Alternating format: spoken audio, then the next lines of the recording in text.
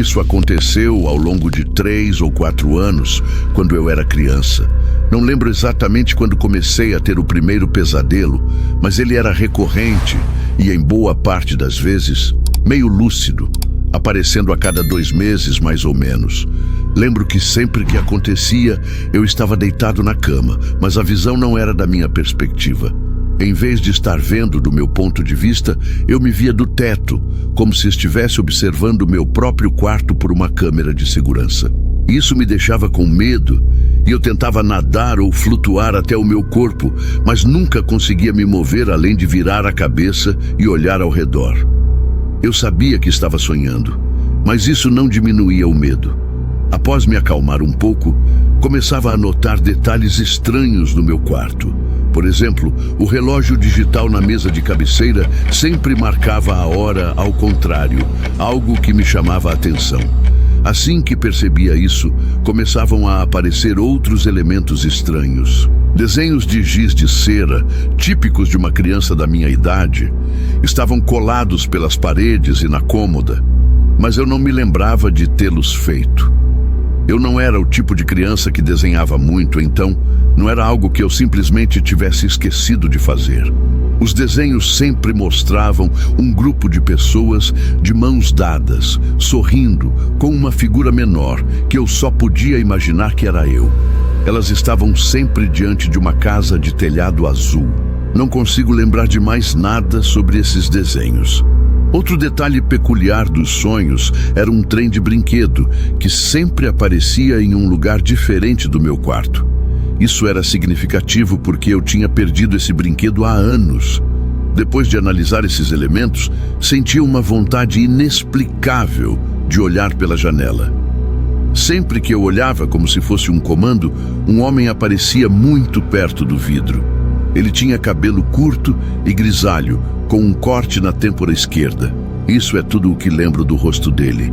Ele me observava por alguns segundos e começava a arranhar a janela, como se tentasse abri-la de fora. Nesse ponto eu acordava. Às vezes eu corria até a janela imediatamente, outras vezes estava tão assustado que não conseguia me mover. Mas sempre conferia a janela, de uma maneira ou de outra. Não sei o que eu esperava encontrar. Talvez marcas de arranhões ou alguma mancha, mas nunca havia nada lá, nem ninguém. Após o quarto pesadelo, finalmente contei aos meus pais. Minha mãe me disse que sonhos recorrentes eram comuns na minha idade, e meu pai lembrou que, se eu me sentisse assustado, eles estavam sempre por perto. Eu acenei, fingindo que isso me ajudava. Mas não ajudava. Meu pai percebeu que eu ainda estava com medo. Então me levou para fora da casa e juntos exploramos os arredores. Não havia sinais de alguém ter estado lá. Nenhuma pegada, nenhuma marca na janela. Nada. Mesmo assim, isso não me acalmou tanto quanto eles imaginavam. Lembro que nessa altura, o sonho já acontecia uma vez a cada 3 meses. Mas, depois daquele quarto sonho, eles pararam de acontecer por um tempo. Passei quase 6 meses sem nenhum episódio e, em algum momento, comecei a acreditar que havia acabado. Mas então, o pesadelo voltou. Não sei o que desencadeou, mas uma noite o pesadelo retornou, exatamente como eu lembrava. O relógio, os desenhos, o trem, tudo. Mas havia algo diferente dessa vez, algo que me assustava ainda mais do que antes. Não conseguia entender o que era até olhar ao redor do quarto e perceber. A janela estava aberta. Assim que vi isso, acordei. Fiquei paralisado por alguns minutos, sem conseguir me mover, como se fosse uma paralisia do sono. Não era uma paralisia passiva. Minha mente estava gritando para eu verificar a janela, mas eu não conseguia me mexer. Além disso, senti um frio intenso, como se o ar frio estivesse entrando pela janela que eu acreditava estar completamente aberta. Aqueles minutos de paralisia foram os mais assustadores da minha vida. Tudo o que eu conseguia pensar era que aquele homem estava prestes a entrar pela janela e eu não podia fazer nada. Quando finalmente consegui me mover, corri até a janela e confirmei que estava trancada. Não consegui dormir mais aquela noite. Estava muito assustado. Passaram-se mais alguns meses, mas eu não seria enganado novamente. Toda noite, antes de dormir, eu pensava muito no pesadelo, tentando me preparar para quando ele voltasse. Não sei se essa lógica fazia sentido, mas acreditava que pensar muito sobre o sonho ajudaria a não ficar tão assustado se ele voltasse. Para minha surpresa, essa técnica realmente funcionou. Da próxima vez que tive o pesadelo, não fiquei nem metade do assustado. Não me dei ao trabalho de verificar a janela. Na próxima vez que tive, fiquei com muito menos medo. Mas algo ainda me incomodava, não de forma assustadora, mas o suficiente para querer contar aos meus pais novamente. Eles prestaram mais atenção dessa vez, talvez porque eu já fosse mais velho. Eu dei mais detalhes sobre o pesadelo, e quando cheguei ao ponto de descrever o corte na testa do homem, percebi que a postura dos meus pais mudou ligeiramente. Meu pai interrompeu e perguntou se eu tinha certeza sobre o corte. Eu disse que sim, e ele olhou para minha mãe como se houvesse algo que eu não sabia. Perguntei o que estava acontecendo, mas eles disseram que estava tudo bem e que eu não deveria me preocupar. Não insisti mais, mas comecei a me perguntar se havia mais naquela história. Alguns dias depois, meus pais se sentaram comigo e revelaram algo.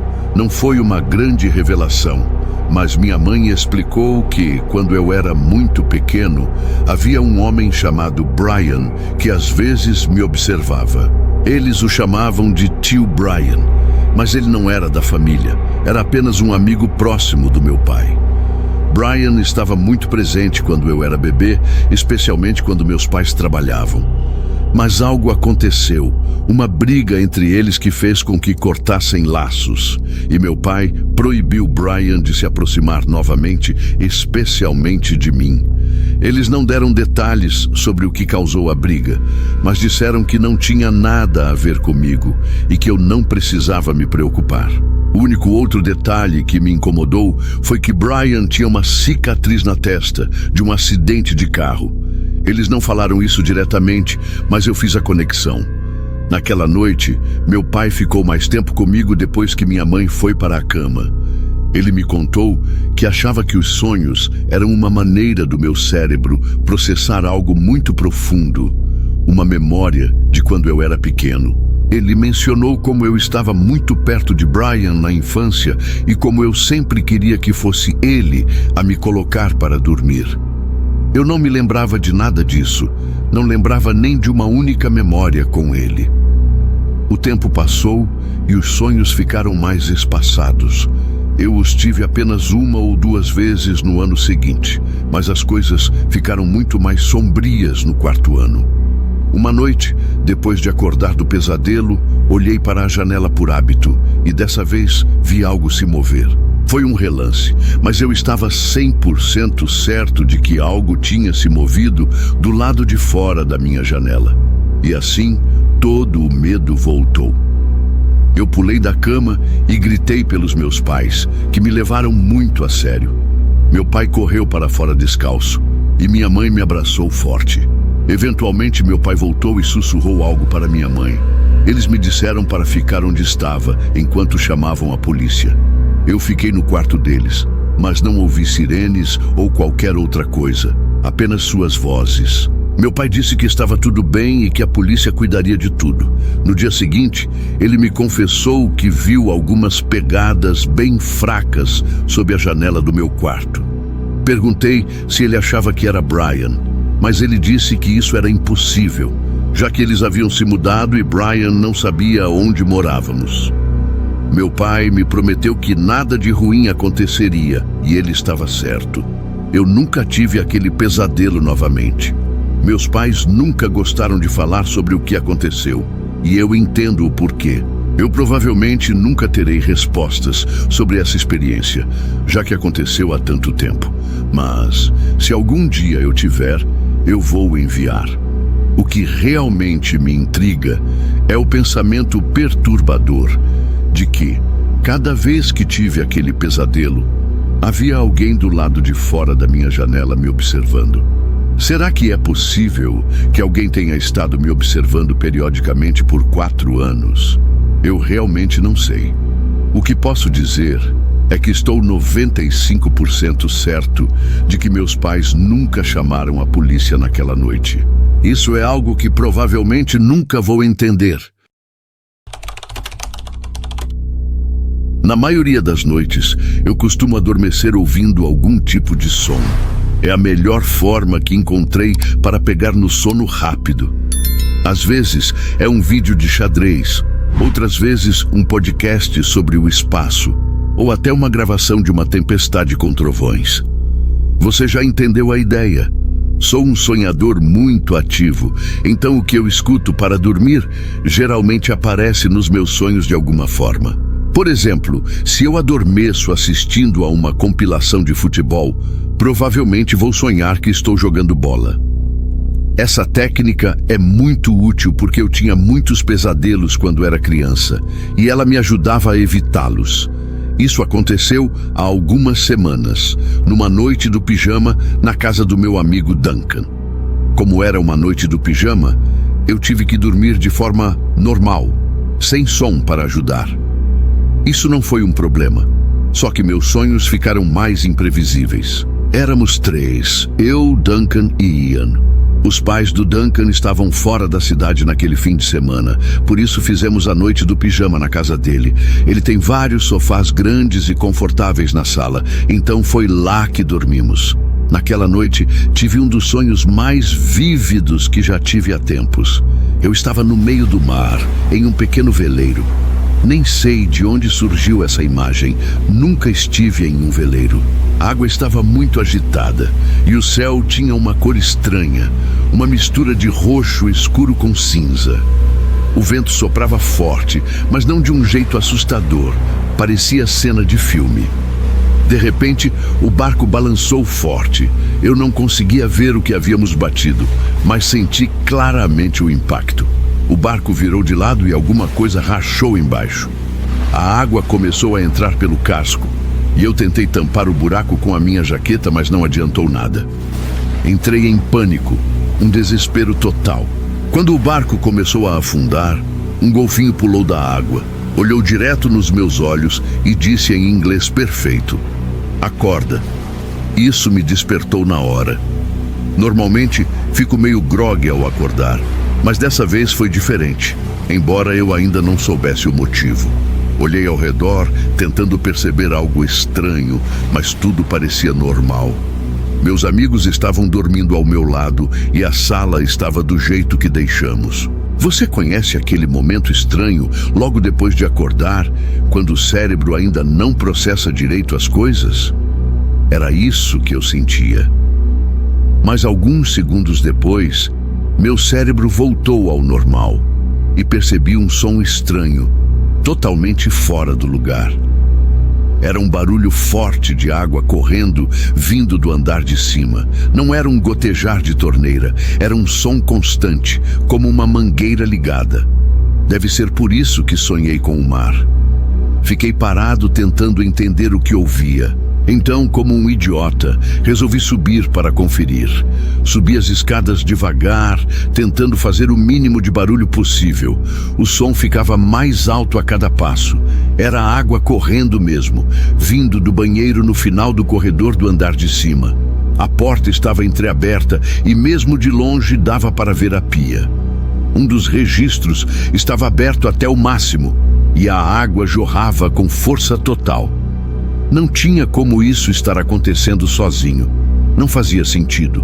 Cheguei perto da porta e estava prestes a entrar, mas algo me fez parar. O banheiro lá em cima é grande, tem uma bancada longa, uma banheira com cortina e um canto meio estranho onde fica o vaso sanitário. Muitos pontos cegos. Podia muito bem ter alguém escondido atrás da banheira ou parado atrás da porta. Meu estômago caiu. Não sei porquê, mas não consegui entrar. Voltei correndo para acordar o Duncan. Sacudi ele com força e disse que algo estava errado. No começo, ele estava meio grogue, mas a urgência na minha voz deve ter feito efeito, porque ele se levantou e perguntou o que estava acontecendo. Eu contei que a pia do banheiro estava aberta e que achava que alguém estava na casa. Isso o acordou rápido. Deixamos o Ian dormindo no sofá e subimos juntos. Quando chegamos na porta do banheiro, Duncan nem hesitou. Ele empurrou a porta e entrou. Eu não estava preparado para o que aconteceu. Quase imediatamente, uma figura saiu do canto e derrubou o Duncan de lado. Foi tudo muito rápido. Eu só vi o Duncan caindo e o cara balançando um pedaço de cano de PVC, como se fosse bater nele. Eu não pensei, só me joguei em cima do cara para tirá-lo do Duncan. Nós dois nos jogamos em cima dele e o derrubamos no chão. Mas ele era maior que nós dois. Foi um caos total. No fim, o cara conseguiu se soltar, empurrou a gente para o lado e saiu correndo para as escadas. Quando Duncan e eu chegamos na varanda, ele já tinha sumido. A polícia chegou uns 30 minutos depois, mas não ajudou muito. Eles descobriram que o ponto de entrada foi uma janela no andar de baixo, que estava aberta e já tinha sido destrancada antes. A família do Duncan não tem câmeras em casa, então não havia provas para entregar. A polícia disse que provavelmente foi um ladrão cometendo um ataque aleatório, mas meus amigos e eu achamos que foi algo muito mais específico. Primeiro, porque um ladrão faria barulho de propósito abrindo uma torneira?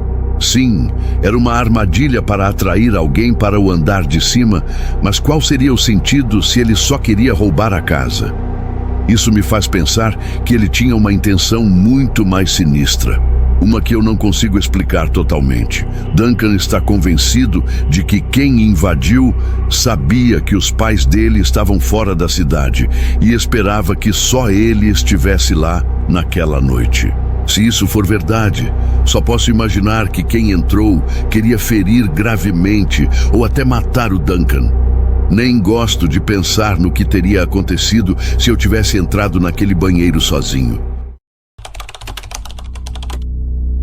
Uma noite assustadora.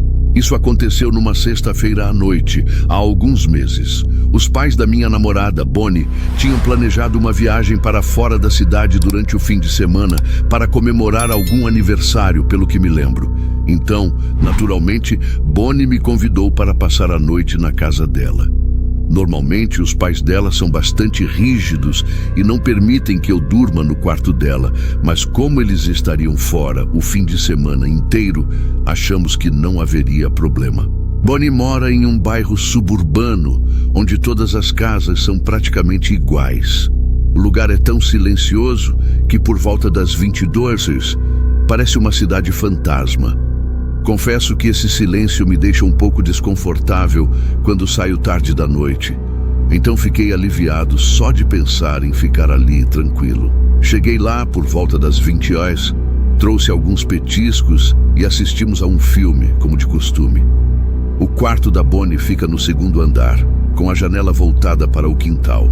De lá, dá para ver bem de leve uma densa fileira de árvores que delimita o terreno deles. Como não há muita iluminação externa, à noite fica um breu, como se olhássemos para um vazio absoluto. Bonnie tem uma cama queen size, então tínhamos espaço suficiente para nos esticar confortavelmente, sem ficar apertados. Vou pular os detalhes menos importantes.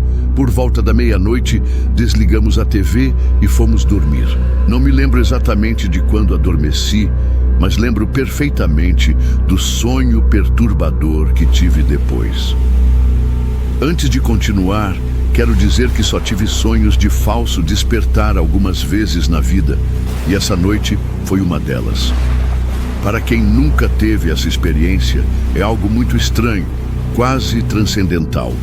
Sonhos assim são a principal razão pela qual acredito que há coisas neste mundo além do que podemos ver.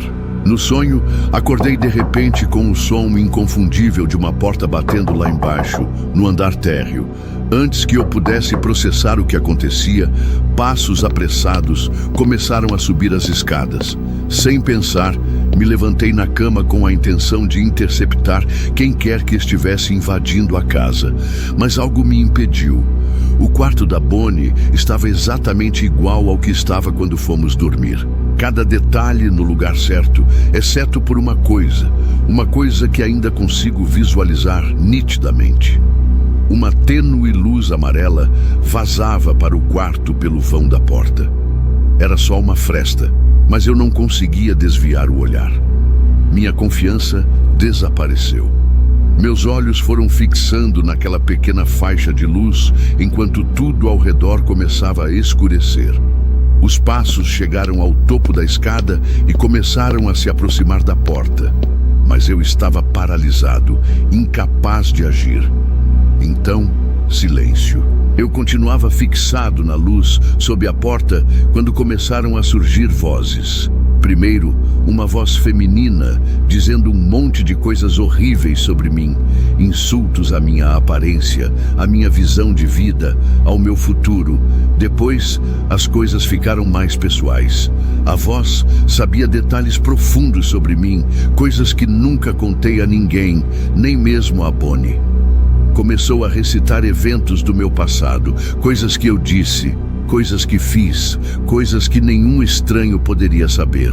Uma voz virou duas viraram três, e logo havia centenas de vozes me atormentando com meus segredos mais sombrios e reprimidos.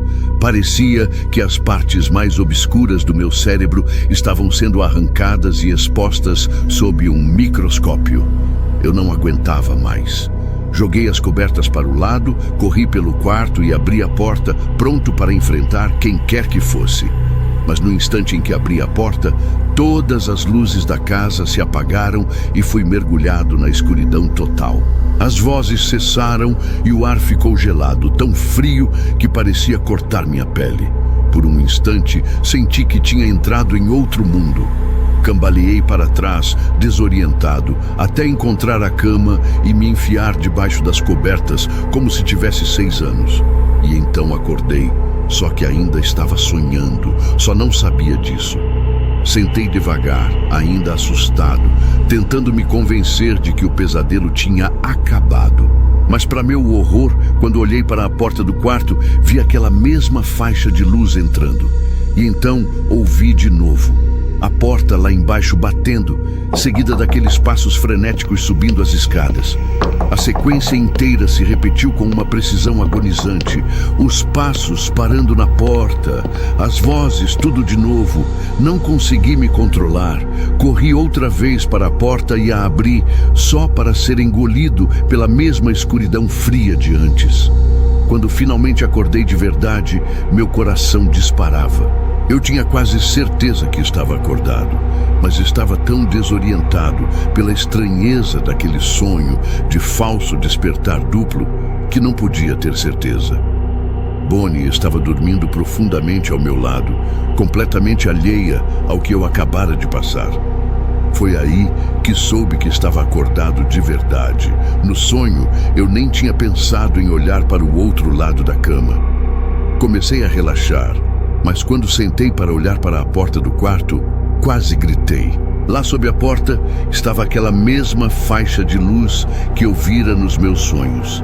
Era exatamente a mesma imagem. Não fazia sentido. Bonnie e eu estávamos sozinhos, e todas as luzes da casa deveriam estar apagadas. Por um momento fiquei parado, sem saber o que pensar. Então ouvi passos lá embaixo, claros como o dia. Alguém estava dentro da casa. Na hora, soube que estávamos sendo roubados.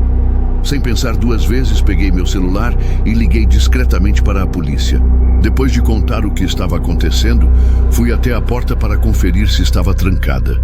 Voltei devagar até Bonnie e a acordei com cuidado, colocando a mão na boca dela para que não fizesse barulho. Ela não gritou nem nada quando contei, o que foi um grande alívio. Pareceu uma eternidade, mas depois de alguns minutos tensos, a polícia chegou. As coisas ficaram barulhentas lá embaixo. A polícia arrombou a porta da frente e houve muita gritaria. Quando achei que estava seguro, desci e vi 2 homens mascarados sendo levados algemados para a viatura. Conversei um pouco com os policiais, agradeci e voltei para o andar de cima.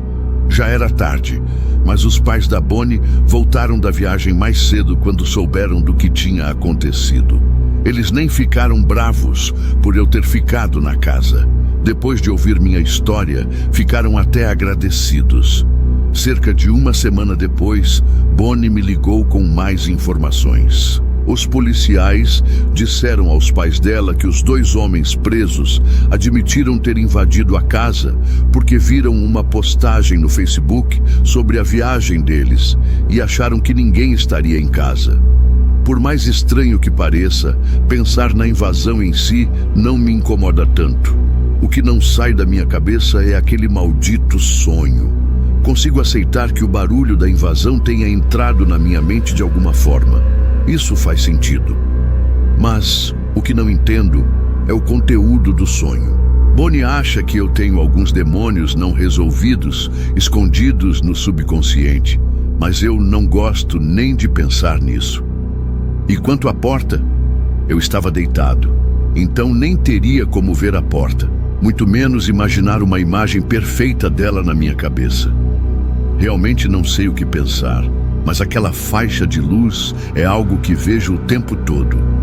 Posso vê-la na minha mente agora, sem nem precisar fechar os olhos, o que é ainda mais perturbador. Não é que ela atrapalhe minha visão, mas está sempre ali, no fundo da minha mente.